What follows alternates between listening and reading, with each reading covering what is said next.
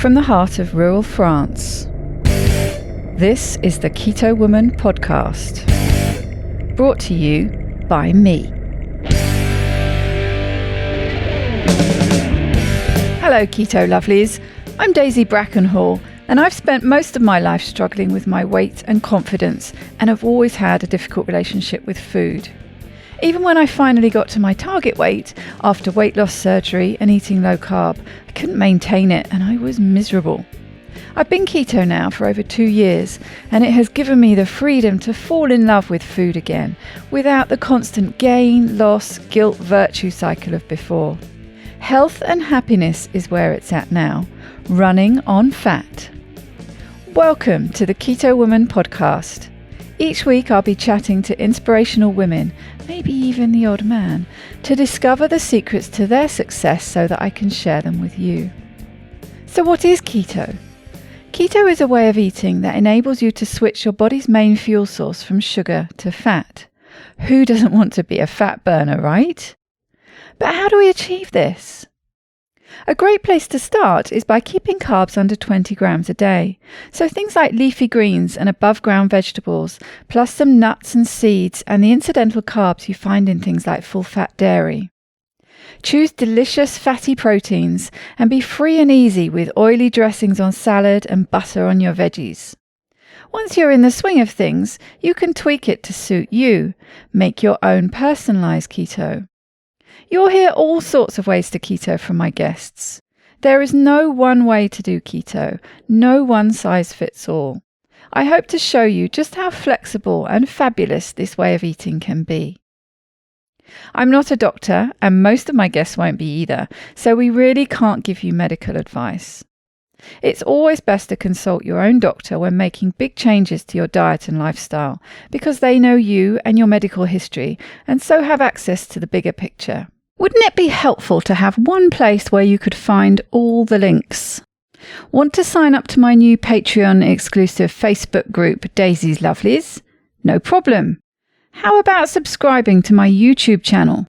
Please help me notch up my first 1,000 subscribers by going to links.ketowomanpodcast.com and following the YouTube link. Not following me on Instagram yet? Hit the Instagram button. You get the idea. All the buttons, all the links you need are at links.ketowomanpodcast.com.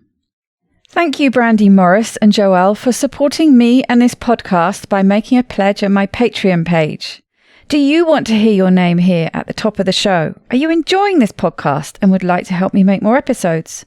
Then head over to my Patreon page at patreon.com/KetoWoman or hit the support button on the Keto Woman podcast website.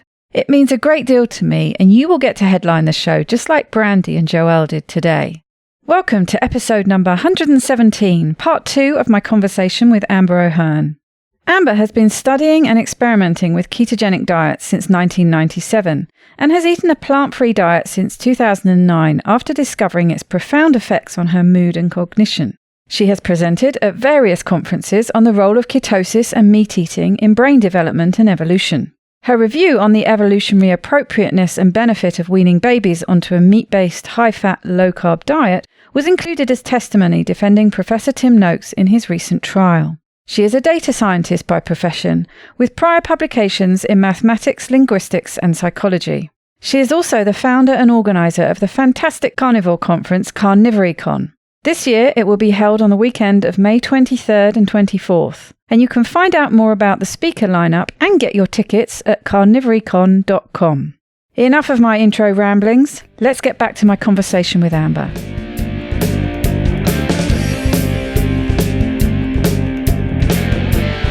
I think it would be interesting, I know this is something that you spoke about at Keto Fest, and it's this whole difference between scientific studies being the pinnacle of what we should be looking at for what is right and what is wrong versus anecdotal data.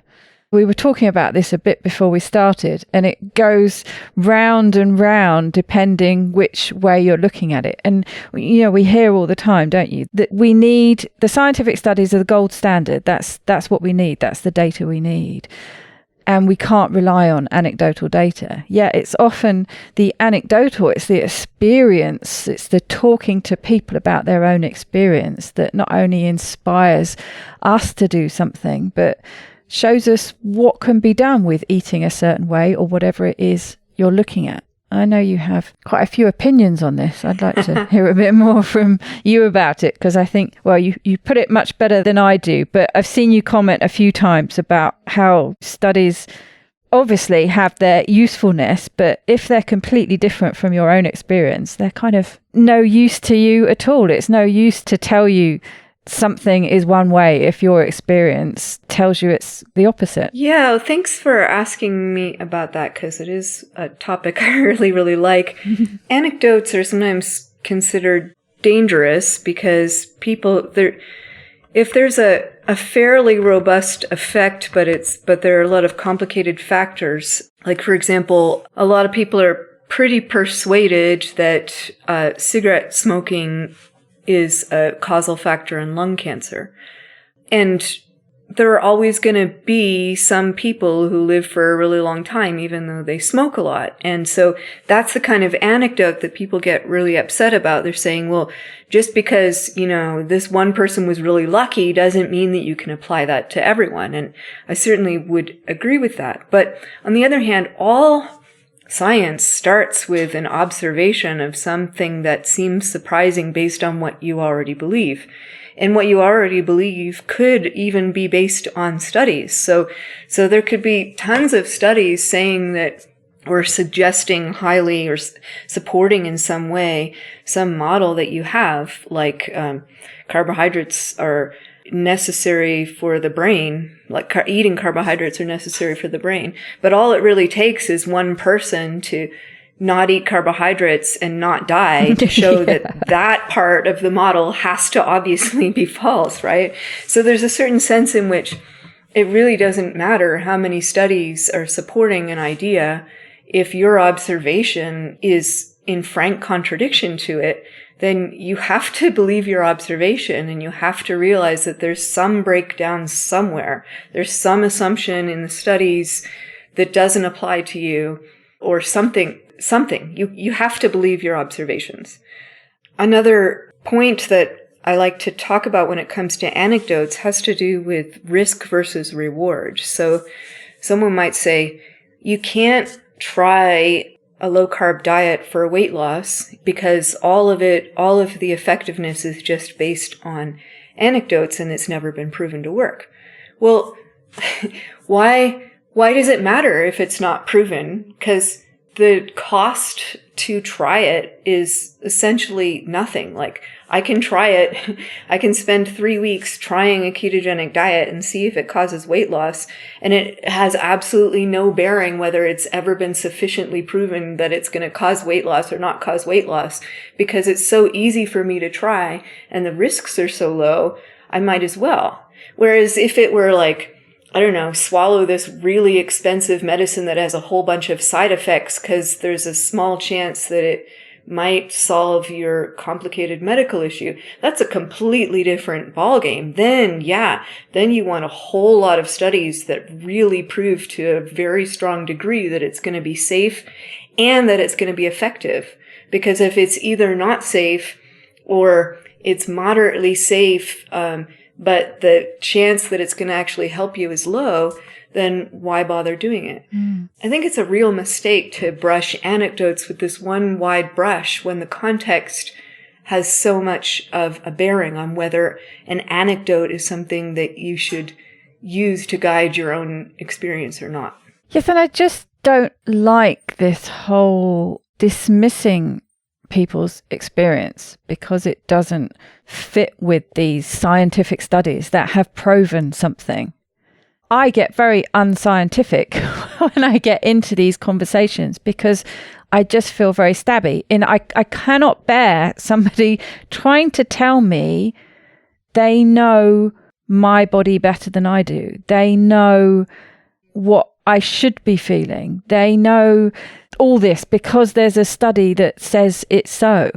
you simply can't dismiss somebody's experience, or you can't say, well, you're having that experience because of such and such. It doesn't fit these studies that prove what I'm saying, my theory, to be the case. And so that it just gets dismissed in some way.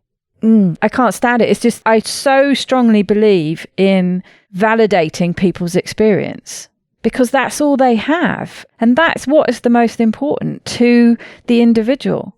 It doesn't matter what you're being told. What works for you? And I know it's very unscientific to say, do what works for you. But that ultimately is going to be what's going to give you the best success. Yeah, well, one of the problems that I think people have in mind when they say studies show it's going to have this effect, so it can't be having this effect in you. What's the best case sort of scenario to support that idea? You would have to imagine that the person either has made a mistake because they weren't being vigorous enough, like there are other variables that they weren't taking into account. And that can certainly happen. I think that once we get our minds fixed on an idea that some X is causing us a problem or that we need to do X, it can be easy to ignore other variables that may be coming into play. So there's a certain fairness about that. Then the other one that I keep going back and forth on and haven't really decided what I think about is the idea of a placebo effect. So suppose I've got it into my head that I can't stop eating nuts or that nuts cause me weight gain. Is it possible that it's that idea in my mind that's somehow causing that effect? And that if I would stop believing it, the effect wouldn't happen. And I don't know. I think the mind is a powerful thing, but I don't know. Some people have actually suggested there's several papers in the literature arguing that the placebo effect actually isn't even a real thing. It's actually just the random variation that can account for a placebo effect and also regression to the mean. So if you have a whole bunch of sick people and you give some of them a placebo and some of them a treatment, and the people with the placebo all get slightly better, and then the treatment, you're supposed to compare it to how much better the people on the placebo got. But so they call that getting a bit better, they call that a placebo. And I think what a lot of people have in mind is that people believed so hard that they were getting a treatment that they caused it to happen, which is really an astounding thing to say. So the people who are arguing against this say, well, all of those people who are in this trial were at their peak level of disease, and it's just statistically extremely likely that they're going to get slightly better because they were as bad as they could get. And so that's regression to the mean.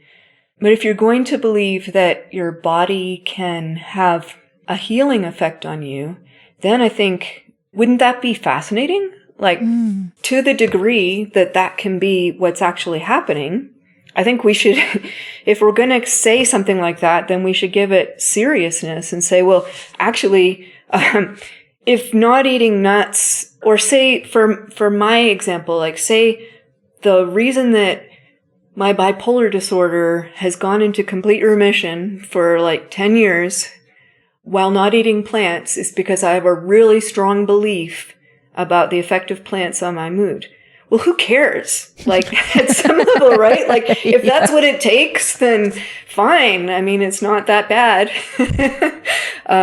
It would be really interesting if that were the case, because that says a whole lot about psychology that I think that if it were the case, we could really benefit from knowing. Because then we want to know what kind of treatment has the property that it can bootstrap this special property of the mind. So, I don't know. I feel like if you're going to say that someone's observation about what works for them comes down to a placebo effect, then I think that opens up a whole can of worms that maybe they didn't intend to open. It's very interesting, isn't it? Because it is one of those phrases, placebo effect. And I suppose the opposite to that is that, you can think yourself into a problem. Well, I say the opposite. It's the same thing. It's what you've just been saying. But I'm just thinking of my own experience with how I could think myself into a headache or a migraine. If there were a certain line of things in place, if all the migraine ducks were in a row, I could guarantee I was going to get a migraine.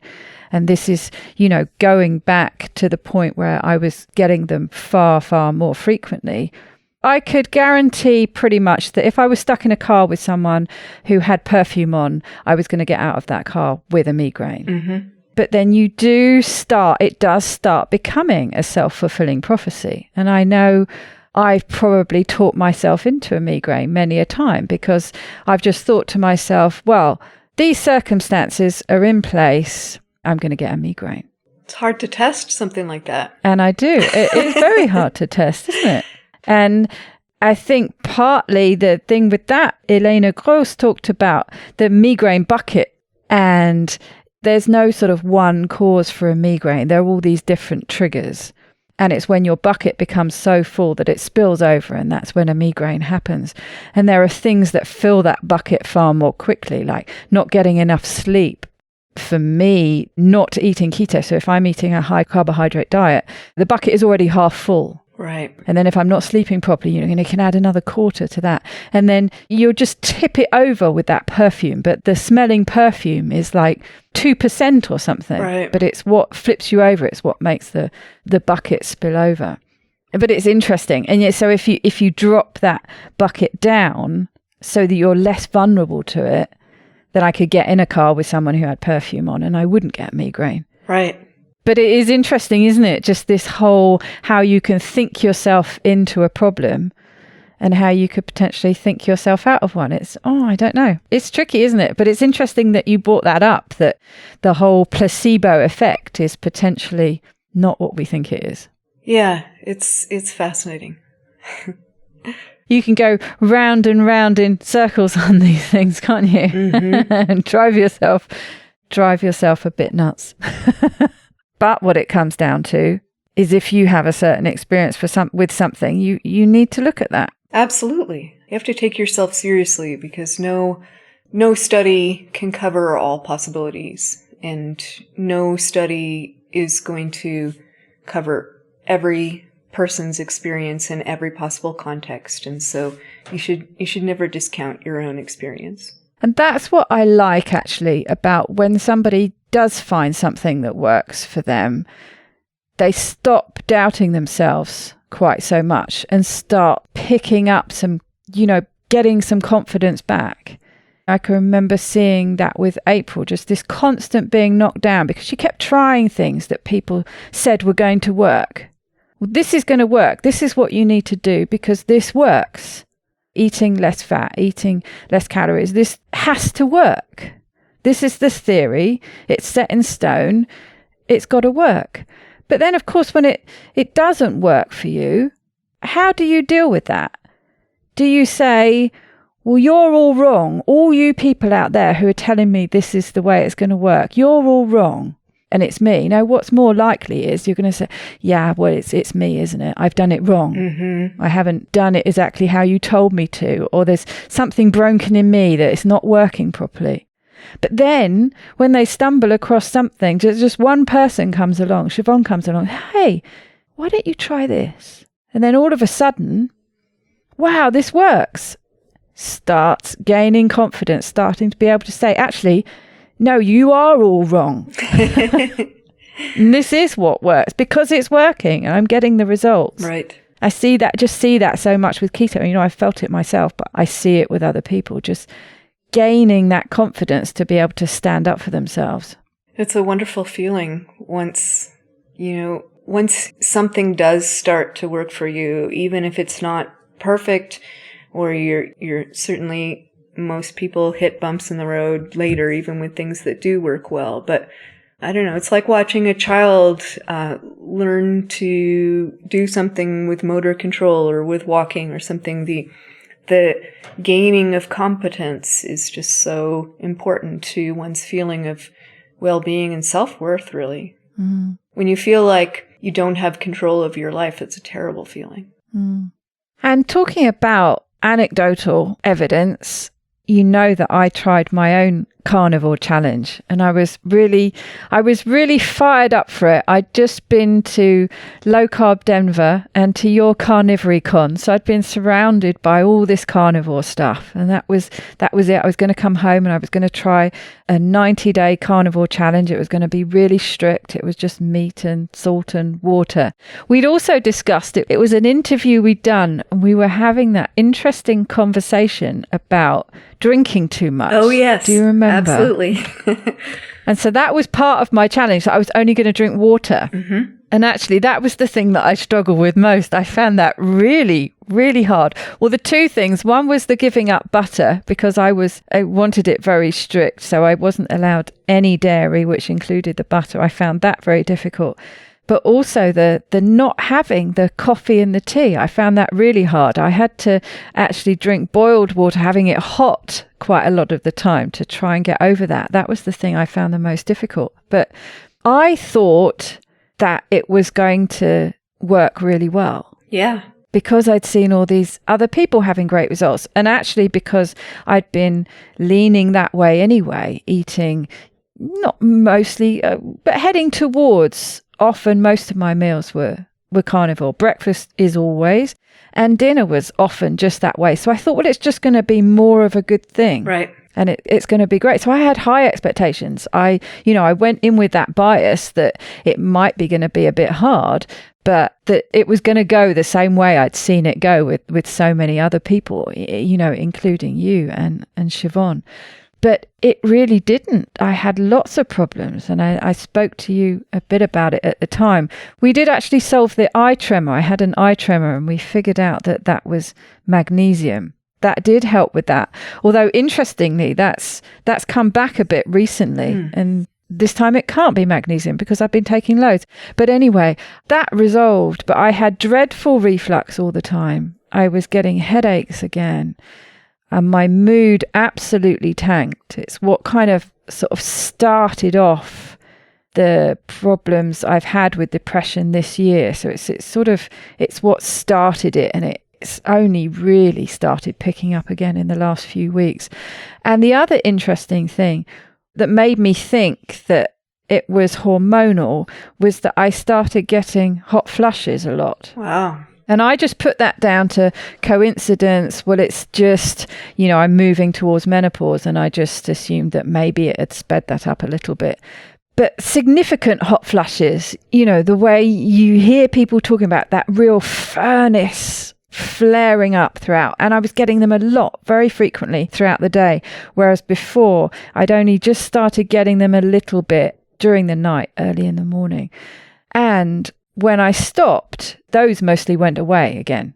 They have started coming back, but with the sort of usual progression that you'd expect heading into menopause. But this was, quite a significant, all of a sudden they were there, quite intense, and they did go away again. But none of those things alleviated really. And I thought maybe it was just an adjustment thing, and it would just be for the first couple of weeks. I only managed to do it in the end for about 6 weeks, but none of them got better really. And people suggested I maybe sort of, look at taking things like bile salts for the reflux and things. My feeling was that if I had to take some kind of supplement to alleviate the problem, whereas just going back more towards keto would solve it, that was indicating that carnivore didn't actually suit me. But I don't know why it went that way, because I really wasn't expecting it to. And I don't know if you've got any ideas on that. I did hear an interview with Dr. Nally, and he was talking about some women in particular who were doing carnivore, who, if they found it didn't work very well, just needed, say, a small amount of greens every few days. He talked about estrogen sponges and things like that. And that's where I was starting to think about the hormonal element, really because of the hot flushes. But also I know that my headaches are quite often wrapped up with hormones. I don't know if you've got any theories on why it didn't go according to plan. Yeah. Well, first of all, I'm surprised you stuck with it for 6 whole weeks, given all those effects. But given the context of our conversation today, one wonders if the problem isn't that when you went carnivore, your protein levels versus your fat levels just changed to the point where you weren't getting the benefits of ketosis anymore. And especially if you were letting go of butter, which might have been a way to keep the fat levels up. And I don't know, I think a lot of people who are on ketogenic diets and who eat plants, a lot of their fat comes from salad oil or from butter that they put on their vegetables while they're cooking, or more bacon grease or something on their vegetables that way. It seems to me that a lot of people who go from keto to carnivore actually get a lot less ketogenic. Maybe that was really important to you for the hormonal part of the picture, for the reflux part, and for, I guess I already said the hot flashes would be hormonal. So my question to you is, have you considered trying KetoAF? Yes, I must admit, when I started hearing more about it, hearing April's story and listening to Siobhan when I interviewed her, I wonder if I had been more scrupulous about the macro amount, whether that would have had an effect or not. I know I did very much focus on finding the fattiest meats I could, but I wasn't adding fat like April did with adding the butter to it or adding some form of animal fat to make sure it was a 2-to-1 ratio. So yes, it probably wasn't, even though I was going for the really fatty cuts as much as I could. Yeah, I think fatty cuts usually, at least around here, will get you to, well, it depends on exactly how fatty, but sometimes they'll only get you to like a 1-to-1 level. Yeah, exactly. I think even with the fattiest thing I was having were lamb ribs. And especially if they hadn't been overly trimmed. I mean, they had big lumps of fat on them. But even that, yeah, you probably weren't going past about 1-to-1 actually. Yeah. So maybe that's my best hypothesis. So maybe. What do you think about this whole thing that Doc Nally was talking about needing some greens? I forget exactly. I should have listened to it again. It was something to do with estrogen and needing the greens to mop up excess estrogen. Not necessarily very much, a small amount every few days, say. To mop it up in the gut? I guess, to be really honest, it doesn't sound very plausible to me. Maybe if I listened to his description a little more, maybe there is something that I would say, oh, aha, I see what you mean. But I don't know. I can't think of any reason why that would be the case. So maybe I need to try again with a KetoAF experiment this time. We shall see.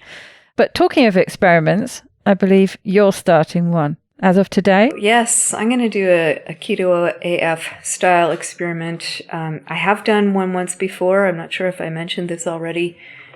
I did one back in March, and initially in the first week I saw a lot of weight loss, and then that all came back while I was still on the KetoAF protocol. But as I was telling you earlier, the protocol was pretty loose. It was really focused on the ratio more than the absolute amounts, and there were a lot of variables in terms of the different foods I was using to get there, and there were times when alcohol was involved, and I just feel like maybe it wasn't well controlled enough to find out. So I've been wanting to do it again, and definitely hearing April's story has been very inspiring in that way. And when I was doing it, I was using I wasn't using any dairy at all. So I was eating a lot of just actually chunks of beef or pork fat, and I find them kind of hard to eat when they're cooked, just like April does. And so what I was doing was mostly eating them cold and raw, which was fine. I didn't dislike it, but I didn't love it either. Yes, I can remember having that conversation with you about it. I think I mentioned to you rillette that we get here a lot, which must be like a 2-to-1 ratio, because you see it when you open the tubs. And they come in different forms, but it's the most common is sort of shredded pork, but all the pork fat is in there as well. And you can see when you scoop it out a lot of it's fat. Yeah. I can remember you saying you struggled with it. And, that is a possible kind of food that might work. Yeah, so one of the things that I'll be using extensively for this experiment that I'm starting today are actually the carnivore bar. I supported the Kickstarter, and my bars came in just Christmas Eve, actually, which meant that some people got them in their stockings. But I got enough that I can eat carnivore bars primarily for a few weeks before I would run out. And I also... Some people may have heard of the fire in a bottle croissant diet that has been talked about a lot over the last few weeks. The idea behind that is that saturated fat in particular can add to satiety in a way that polyunsaturated fat doesn't. So you could do a 2-to-1 diet that was very high in polyunsaturated fat or not, and those could have different effects. And so in order to help add to make sure that the saturated fat is a lot higher, I'll be incorporating some dairy in the form of yogurt and probably also butter. Also some isolated stearic acid that Siobhan actually got for a similar experiment that she's doing. Now, I mentioned this to her. I said I was going to stir some of this stearic acid, which is a saturated fat, into yogurt. And she said that I might find that at that level of stearic acid in that form, I might see that I'm not digesting it very well. And she recommends that I heat it in some form and incorporate it into a food. So I may have to change the specifics of that after a couple of days if I find that it's actually just going right through me. But we'll see. That'll be interesting. I could just Might switch not want to butter. To stray too far from home. Yeah. Yeah. If it comes to that, I probably will just switch to butter. That's a whole interesting thing, though, isn't it? With, so long fat has been demonized, but particularly saturated fat. Yeah. And the theory that has been talked about by Peter Dobromilsky and now Brad Marshall is that it's actually the saturated fat that explains the so-called French paradox, for example, that the reason that they're not getting fat on fat is in particular because it's saturated, and that saturated fat gives your cells the ability to signal satiety in a way that polyunsaturated fats don't, and that this increasing level of soy oil and canola oil and all of these other so-called vegetable oils are causing the obesity epidemic or contributing to it because of the exchange of the so-called good saturated fat for the so-called bad unsaturated fat. So it's a really interesting theory. And one thing that I like about it is that on the one hand, it's completely independent of the amount of carbohydrate in your diet, that effect. And on the other hand, it also could be part of the explanation of why a carnivore diet works, because if you're on a low-carb diet, but most of your fat in the high-fat part of the high-fat, low-carb diet is coming from salad oil, and then you switch from that to eating almost no polyunsaturated fats, or at least a lot less, and eating a lot of saturated fats where you might not have been before, that could actually be a large part of the account of the difference for some people. So it's interesting. I really like learning about different theories because there are so many. You were talking about the migraine bucket and how there are all these different contributing factors, and it's only when enough of them have built up that you start to see the effect. Well, the same thing could be true in obesity, certainly, that, if I'm eating 300 carbs a day, but I've got a high level of saturated fat and I don't know what the other factors might be, but it could be that you could eat more carbohydrates if you got the other factors right. So I think it's really interesting. It's fascinating, isn't it? And it's also this whole where you were talking about earlier about what lens you're viewing it through. When you just said there, changing the type of fats you're eating could be a huge component that could be underestimated because you're focusing on removing plants. Right. And so you haven't even thought about that component, but actually that might be playing a big part in it, about why it's successful for you. Right. Fascinating. And no promises, but if this experiment goes well in terms of just it's smooth to do and I don't come up with too many problems in the execution of it, I am thinking about adding a second experiment where I get most of my fat from chicken fat and duck fat, which are much higher in polyunsaturated fatty acids, just to see if that has an effect. But we'll see if I ever get around to doing that. Well, we were saying earlier that it can be a bit grueling, limiting down. So, I mean, some people find it easier, don't they? Just eating in a very restricted way. It kind of does take, I must admit, it wasn't all bad with the carnivore challenge. And taking that, having to think so much about what you were going to have for dinner, taking that out of the equation. Well, it's just going to be meat, and it's deciding what kind of meat. And actually, I discovered all these different things in the meat department in the supermarket that I hadn't come across before. Like, I didn't know that duck scratchings, as I call them, existed. You know, I know about pork scratchings. I'd never come across gratin, they're called, gratin de canard.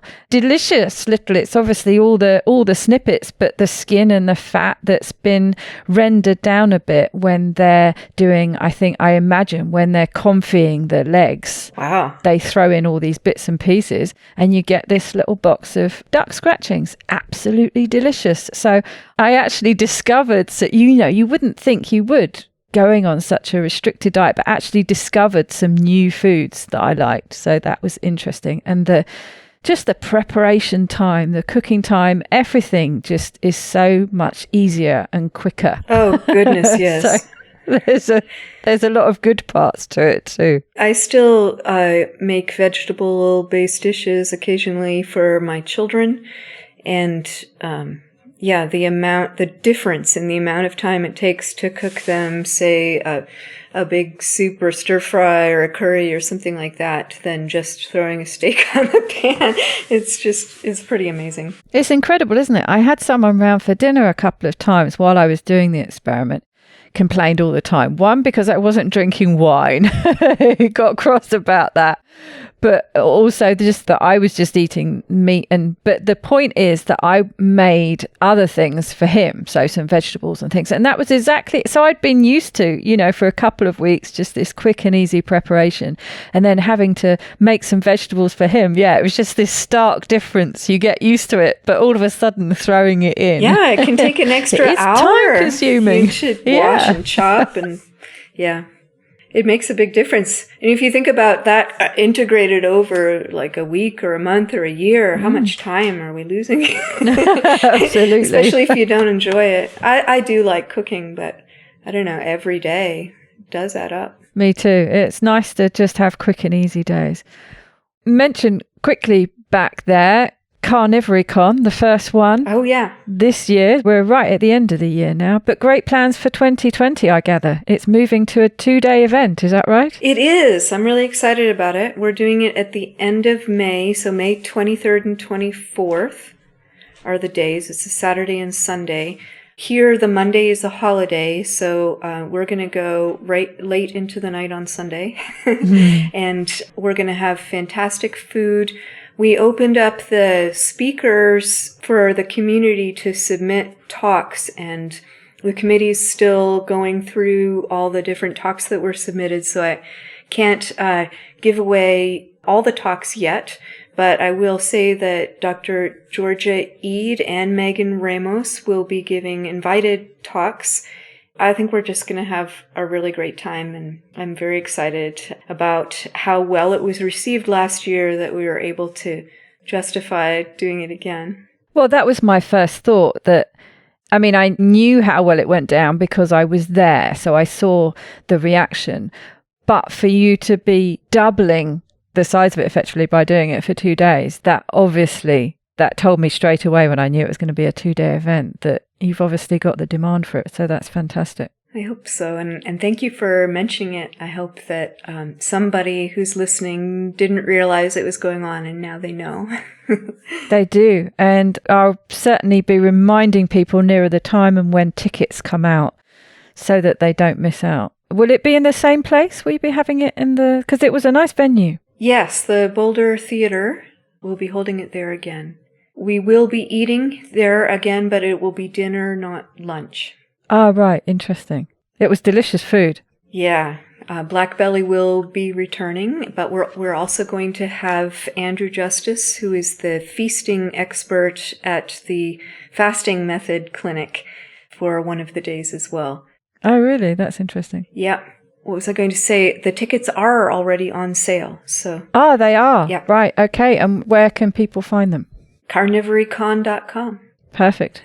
We'll put the links in the show notes as well so people can find it easily. Wonderful. Thank you. Well, thank you so much for talking to me about all sorts of things. It's been really interesting. Yeah, it's been a really deep conversation. I appreciate your inviting me to talk about such a fascinating topic, because I think there's really something important that we can learn from April's experience. I don't know what it is yet, but there's something there. And when we find out what it is, I think it's going to help a lot of people. Yeah, me too. I can't wait for that. Perhaps I'm going to spring this on you because I forgot to remind you at the beginning, but I wonder if you could leave us with a top tip. Top tip. So my top tip, I think, would probably be very similar to what April gave, and that is, don't listen to people. If people think that they know the answers, I mean, listen to them, but realize that we're all just going on theories. And sometimes it turns out that we're wrong about stuff. I found it really fascinating that she said that she went from a person who wanted to be told what to do and was encouraged to do some research for herself, and that it really opened up her mind and allowed her to engage with what she was doing in a deep way. And I think everyone should do that. And I don't know how that happens, because I know at the beginning we don't necessarily feel confident, and we want to just have an authority say, here's what you have to do, so that we don't make any mistakes. But if you do start exploring how these beliefs about what works has come into play, you might be the one who figures out where the flaw in our reasoning is. And so everyone can participate in the science by reading and understanding what the model is.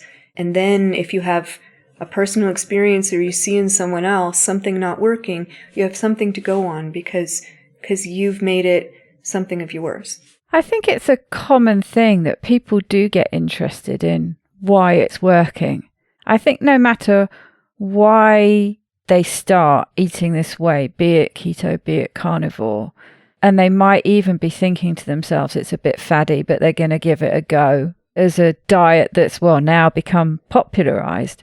But then when they do see how well it works, but going from that to how well they're feeling and having these other surprising benefits that they hadn't thought would happen, different health benefits. I always say that's what keeps people doing carnivore, doing keto. They might come to it from a weight loss point of view, but they stay doing it because all these health things start clearing up and they start feeling so much better. And I think that then sparks this curiosity to find out, why is that happening? Yeah. And so people start getting interested in the science behind it because they want to know why. Why do I suddenly feel better? Yeah. And it just sparks this natural curiosity and people become researchers. And you see it time and time again. It seems to happen a lot, doesn't it? Yeah. And once you do that, then the world is your oyster, because it's like if someone says, okay, eat this exact meal on Monday and this exact meal on Tuesday, then you've got something that's very rigid and it might work for you, but you have no ability to make it better for you or more suited to you or to work when you're on vacation. But if someone gives you a carb counting book, then you can say, oh, I know what to do. And the carb count is fundamental to a low-carb diet, but there's so much more. And the more you know, the more you can use that knowledge to your advantage. Absolutely. And once you understand those principles, that's when you can start tailoring it to suit you. Right. And that's, of course, when it becomes a lot more easy to stick to, because you're not having to follow somebody else's regime. You make your own. That's right. Well, I look forward to hearing how you do on your latest experiment. Won't have to wait long, only a couple of weeks. That's right. Of course, since I'm so heavily influenced by Siobhan, I'll be doing more blood work, and that will take longer to come in. Of course. And she always loves doing her experiments. So I imagine having that kind of person around is going to inspire you to be doing all sorts of perhaps more experiments than normally you'd be doing. She's a wonderful I bet you bounce influence. off each other. Absolutely, yeah. We've got some books lined up to read together too, so it's been great. I bet. Great collaboration. Well, I've taken up enough of your time. Thank you so much, Amber, for talking to me today. It's been a great pleasure as always. Thank you, Daisy.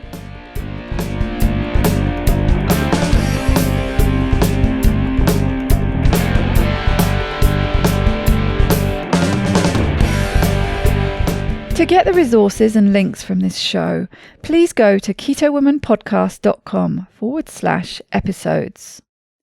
Please share this podcast with as many people as possible by sharing one of my links or just taking a screenshot of an episode that you enjoyed. Reviews really help raise the profile of the podcast, which gets it in front of more people, but also helps me attract a wide variety of guests. So please take a minute to leave a review on whichever podcast app or platform you like to listen on. It doesn't go unnoticed by me, the people who regularly like, share and comment on my posts. Your support really does mean the world to me. Thank you. Are you enjoying this podcast? Help me make more episodes and videos by making a pledge at my Patreon page, patreon.com/KetoWoman. Or simply hit the support button on the Keto Woman Podcast website. Don't forget to join in the fun on the Keto Woman Podcast Instagram and Facebook pages, and Daisy_Keto Woman on Twitter. Are you my next extraordinary woman? Maybe you've got an idea for a show, a topic you would like to hear about. Let me know how I can tickle your earbuds by dropping me a line at daisy@ketowomanpodcast.com. This week's end quote is from Charles F. Glassman. Using someone else's ruler to measure your self-worth will always leave you short. Bye-bye, Keto Lovelies.